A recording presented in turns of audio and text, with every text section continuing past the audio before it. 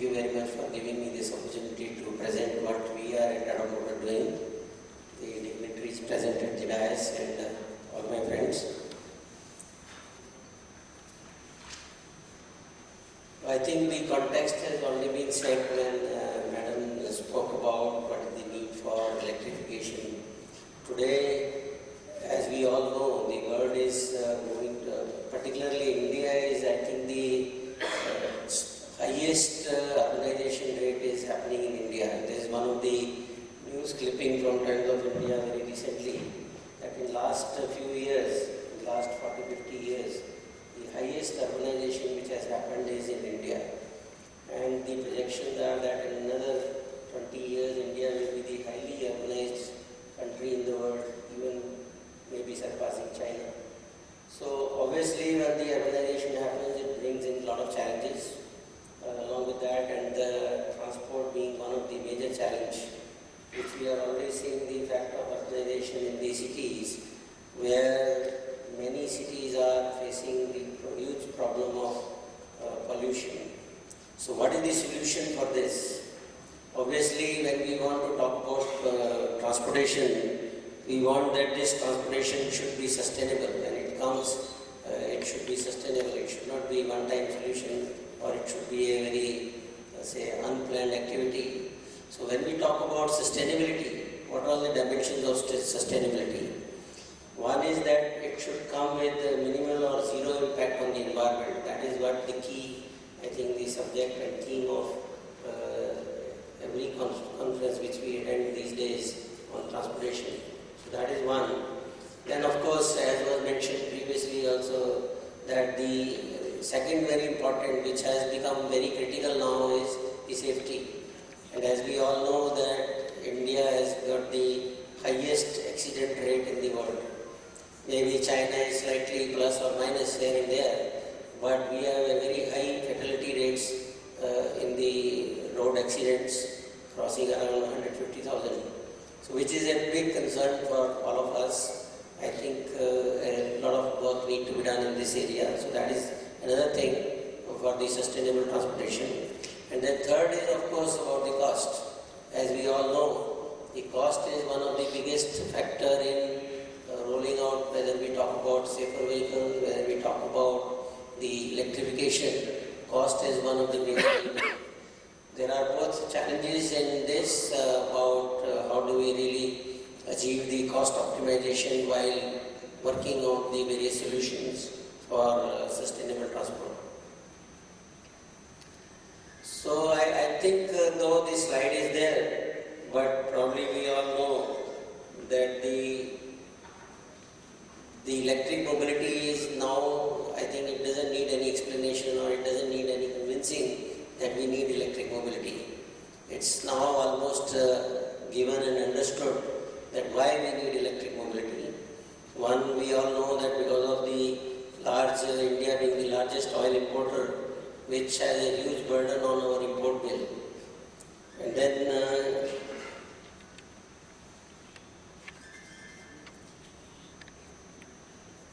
sorry for this. And of course, there has been a plan for the electrification. India has thought of this for quite some time, but maybe the progress, because of whatever reasons, has not been what we would like it to be. And of course, as I mentioned, that the electric mobility is one which really contributes greatly towards the sustainable transportation.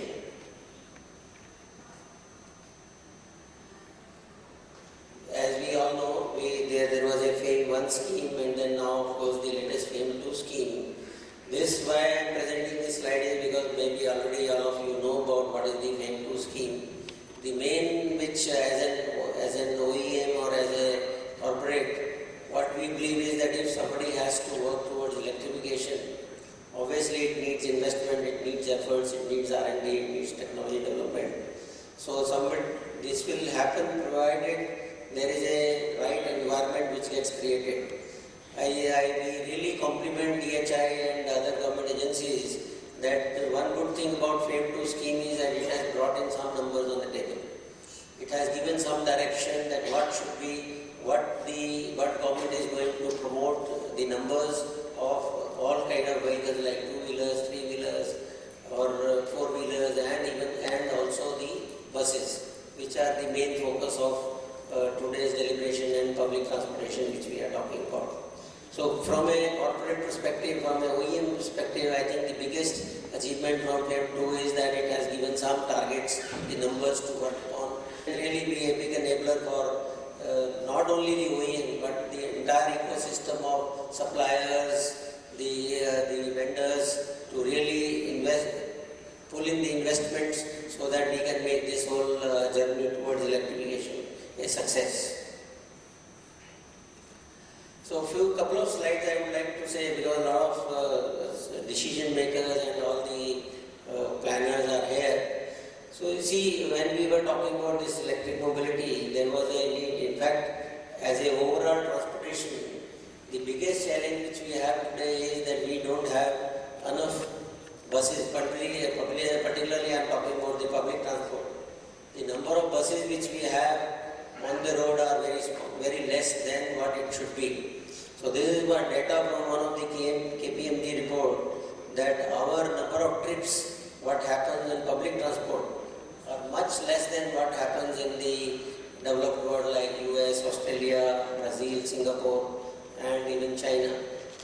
As per the data, the number of buses per 1,000 people in Delhi is only 0.35 against the figure of 1 in China. So we are around 1/3 of what it is in China. In fact, in a city like Singapore and in Hong Kong, the number is even slightly more than that.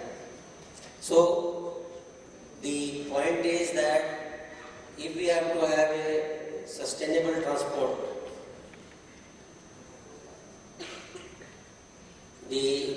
and we have to move people from personal transportation to the public transport, the number of buses have to be increased to a very large extent. I think based on the data that even as per the transport policy of India, we need to have 50 buses per 100,000 population, whereas the actual number, and if we calculate the number of buses which we need in the country, is around 160,000 buses which we need, and that too only for the city transport, whereas the actual number is only around 40,000 plus minus. So we are almost 1/4 of the actual number what we see. So this is what we have been really in various forums, we have been projecting that actually we need to work very strongly towards moving people to public transport, but that will happen only if we increase the number of buses which are actually plying on the road. I'm sure that a lot of, as it was mentioned in the beginning, there are a lot of move towards increasing the number of buses, but still I think the number of buses which we really need to increase is very large. And if we see this in context of what Niti Aayog has been saying, that by 2030 all public transport should be on electrification, should be electrified. So then we have got actually very less time to really convert the entire fleet of public city buses or even the intercity buses. It needs a huge effort from all of us, both from government side as well as from the OEM side, to increase these numbers. And I have just put, just for reference, based on that we did some projection. So on an average for next 10 or 12 years, we will need to introduce around 10 to 15,000 every year electric buses to achieve that goal of full electrification by 2030. So what we have now, at least as of now, the around 400 plus buses which have been introduced as a part of FAME 1, maybe some more, because some people have, some buses have been bought even outside FAME 1. But from FAME 2, today we have the EOI which has been released is for around 5,700 buses. But the overall plan is in next 2 years is for around 7,000. So, though it's a very good beginning, it's a good progress, but the actual numbers what we really need to work on is much higher. I think Pune is really a torchbearer in this because I think, as was mentioned, they have got the highest number of buses and are planning to buy more. So I think Pune, that that way will be the leader in the progress towards electrification. So I think I have already mentioned this, that buses are, as we see it, that the buses are the biggest priority if we have to come to a shared mobility and sustainable transportation. So from a Tata Group point of view, we have realized this, that yes, we need to play a part not only in terms of providing buses, but in terms of developing the entire ecosystem, whether it is setting up the charging stations. So Tata Power is working towards that. You would have seen a lot of press announcement in that. Even Tata Group is looking at investing a large amount of money in terms of setting up the cell manufacturing. They are working towards that. And of course, both Tata Projects is in process of setting up a lot of transportation projects in the country. And also both TCS as well as Tata Elxsi is working towards setting up the whole IT platform for operations as well as management of the overall transportation system in many of the cities. And obviously there have been a lot of achievement in this. I am very happy to say that out of the buses which were there on the call for under phase 1, we won, Tata Motors was instrumental in getting orders for almost more than 50% of that. And today I am very happy to say that around 215 buses we have already now supplied, and in 5 cities, and they are now in the process of getting deployed. Some have already started operating and some will very soon start operating. These are some of the pictures of the buses which have been supplied and they have been inaugurated in different places. So obviously the journey towards electrification is not something which is a straightforward. Obviously it has got certain challenges. So there are, if we talk about the key challenges, one is of course the vehicle range, which many of us keeps on hearing that the range is a big concern as far as the vehicles, the buses, or even from that matter, four-wheelers are concerned. Vehicle cost, the battery packs, battery cost, which is one of the major elements, and life of the battery packs, and of course the charging infrastructure. However, yes, there is a potential as we go forward. There is before that I would like to also mention that electric vehicle is a technology which is evolving, still evolving. It has reached certain level of maturity, but as we see, there is a lot of new developments are happening on a daily basis, particularly in the battery area, where there is a lot of work probably still need to be done to really come to a level that where this all challenges like vehicle range, the weight and all other things will get addressed. So we will not talk about everything, but we will address some of these challenges which are there. So one of the key, I think, success for, particularly for buses, the key success is that we have to have a strategy for the managing the routes, managing the charging infrastructure, and managing the way we really charge the buses. So when we started working on electric buses, we says that you can't put a very big battery on the vehicles because it will add to the cost, it will add to the weight, and it can reach to a stage that you don't have any payload which will be possible. But yes, as the technology is improving, batteries are improving, so there is a possibility to add more capacity on the buses, which we are working on. So the main thing is that we have to have a charging strategy which is maybe some sort of a opportunity charging during the day, so that you can really optimize the cost as well as you can really optimize the way the vehicles are run. So this is some area where we really need to work together with the planners and the operators so that the whole thing can be optimized. So on few more words on the range per se. So another thing is that good thing about electric vehicles is that you can optimize each and every energy content which is being consumed in the vehicle. So you can measure and then you can have a control on that.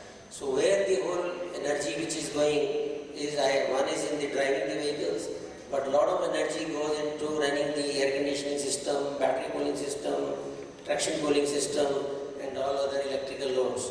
So there is a very good need to understand that how do we really operate the buses, how do we plan the operation of these buses.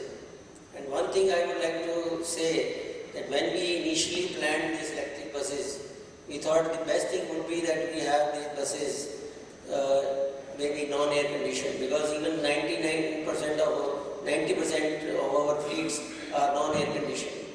But once you have a non-air conditioned bus, the electric bus is the best, because when the bus is not running, you are not consuming any energy. However, when you are running, when you are having AC buses, which is normally the demand, which is the trend, then there is a challenge, that because in our cities the average speeds are becoming very less. We have seen in various places the average speed is only around 8 or 9 kilometers per hour. So in that case, the AC keeps on consuming energy, which is one of the major reasons for the range anxiety which we are seeing in the buses. So obviously, and also we see that during the day, during the evening, there is a big variation. So why I am presenting this to all of you is because this is something which we really need to understand and then be cognizant of it and then be prepared for this and be planned for this. So that's the real message which I thought we must discuss and present at this. So this just to give you a power consumption, which may not, we can probably discuss it if anybody is interested. So what I would like to present to you is that Tata Motors and Tata Group, as I mentioned earlier, we had thought of about electrification will be the way forward in times to come, not now, but we had started working on this since long back, 2005. Initially we started on hybridization, and then we had some success even outside India. In Spain, our hybrid buses are running in Spain, and some of the 25 numbers are running in MMRDA in Mumbai also. And then of course from last 2 years the whole move is towards the full electrification, where also we are present in full, I would say, range. We are also working towards, as I mentioned in the beginning, cost is one of the big factors, and also to really contribute towards the Government of India's Make in India program. We have focused a lot on developing in-house know-how, in-house development of components, and all the things related to this, so that related to electrification, so that we can have a good control on the cost. So these are all listing of the various areas where we have developed know-how from last 15 years of work on hybridization and electrification, and where we believe that the solution which we are offering are the real optimum and good solutions. So few words I would like to also say about, which is maybe if we talk about the international experience. Internationally, people have not very significant experience on operating electric vehicles or the battery vehicles in a very temperate kind of environment which we have in India.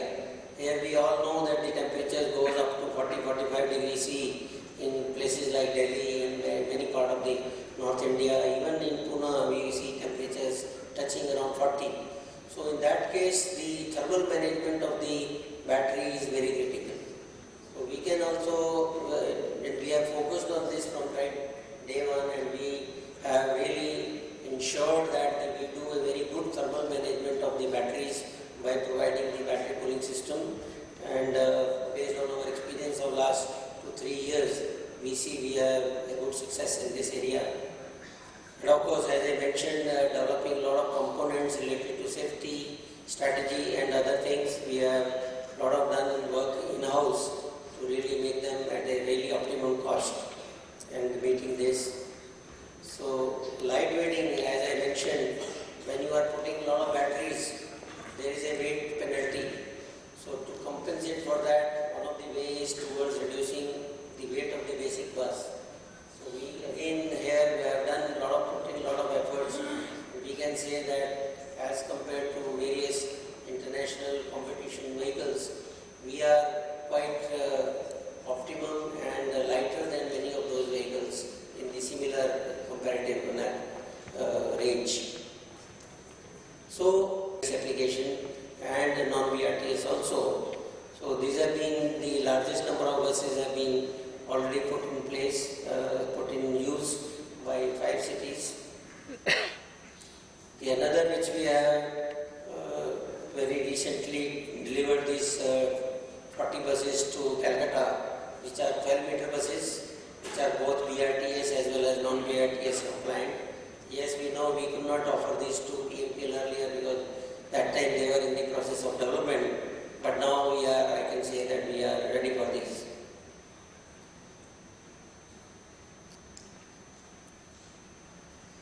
So we have got another platform which is around 650 floor height buses. And also we have, as I shared with you, that we have got hybrid buses which are full low floor, which is actually the latest trend all over the world, which 400 floor height, which are the really urban buses. This we have delivered in hybrid version we have delivered in Mumbai, but we are developing an electric version of that. And also another which we call as no entry. These buses are also now large number of them in CNG and diesel versions are running in the country, but now we have got an electric version of that also. And of course also we need, as of now, though this trend has not really caught up, but we believe that for the sustainable transport, the last mile passenger transport also has to be converted into the electric vehicles. So for that we are also developing a very popular vehicle which we have is a Magic, which will also be very soon launched with the electric options. So with that, I conclude my presentation.